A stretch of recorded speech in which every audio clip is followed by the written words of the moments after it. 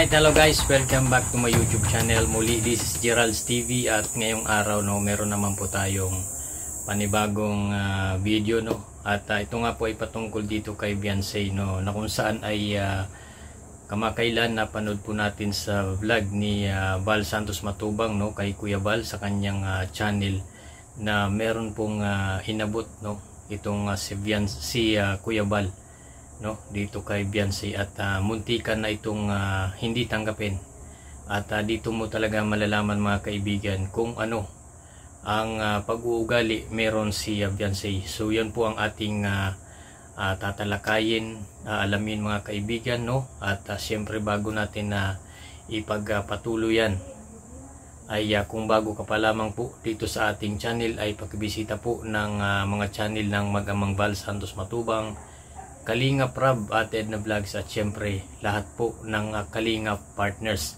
at binabati ko rin po kayo ng isang mapagpalang araw sa inyong lahat saan mga sulok po kayo ng mundo naroon, anuman ang iyong ginagawa sa mga oras na ito ay lagi nyo pong tatandaan, mag-iingat po kayo palagi. Alright, hello guys, at ito magbibigay lang tayo ng kaunting reaction at ito nga po ay patungkol dito kay Beyonce at dito natin malalaman kung ano ang meron pag-uugali itong sa Beyonce base sa ating napapanood na video mga kaibigan at dito po natin tatalakayin kung ano ba ang naging dahilan mga kaibigan ni Beyonce kung bakit muntik nang hindi tanggapin ni Beyonce ang perang ibinigay sa kanya ni Kuya Val nung siya po ay binisita ni Kuya Val Santos Matubang. At ito meron po tayong isang video clips mga kaibigan mula sa channel ni Val Santos Matubang. Sa mga bago pa lamang po dito sa ating channel ay pakibisita po at suportahan ang channel ni Val Santos Matubang. At ito nga mga kaibigan, sa video ito ay dito po natin malalaman kung bakit muntik ng tanggihan ni Beyonce yung perang ibibigay sa kanya at meron nga itong mga dahilan si Beyonce na talagang mabibilib ka bibilib ka at hanga ka sa batang ito. So ito panoorin po natin ng sabay-sabay. Bigyan ko ng baon mo. Para naman hindi ko mamusulang pang baon. Sanahan po kaya. Meron pa po. Meron po. Meron. Hindi po kayo ba? Para di ka pa busan ng Salamat po.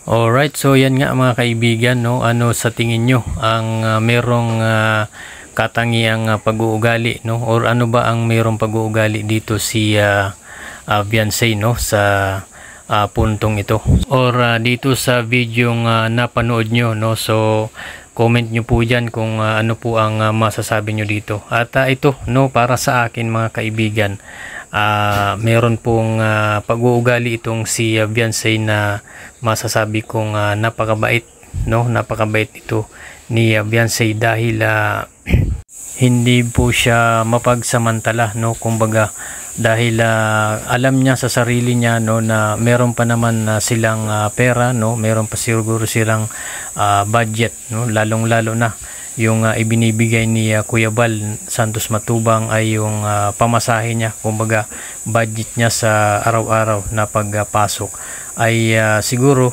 ay alam naman ni Beyonce na sapat pa naman yung kanyang pera na kanyang hawak or nasa kanya, kaya ayon nga sa kanya ay meron pa naman daw siyang pera. So nakakahanga nga itong batang ito dahil napakabait at napakabuti.